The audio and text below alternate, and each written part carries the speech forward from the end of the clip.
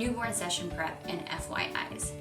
A week before your session, I'm going to send you an email, and in this email it's going to have directions to my home studio, and it will have session FYIs just to help the session go really smooth.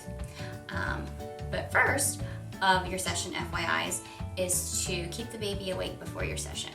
Make sure that the baby's up for at least a couple hours before your session, and I know that can be so hard when you're trying to get ready and get everything out the door to be on time, because I know it's really tricky. However, I recommend that giving a bath right before the session can help the baby stay awake, and they're kind of grumpy and they're ready to get warm and get in their jammies, so that can help them stay awake for a little bit longer. Also, to time your feedings. Time your feedings to feed the baby just before you get here or right when you do. If you know that you have a baby that takes a little bit longer on feedings, you might want to plan to do that at home. You don't want to eat into your session time.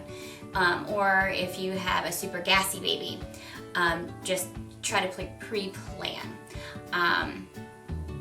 Also with the feedings, just know that during the session, they usually take an extra bottle. So if you're breastfeeding, just prepare that you might have to feed the baby while you're here. So either bring a bottle or just be prepared to nurse, or if you're formula feeding, just to bring an extra bottle. I know that kind of messes things up on your schedule, but sometimes the baby just feels a little bit nervous, and a little extra feeding will just help them out. Now, on the topic of feedings, another tip that I recommend is keeping Mylicon drops or grape water in your diaper bag. If you feed the baby and they're feeling a little gassy, it's just like a little Tums that can settle their belly.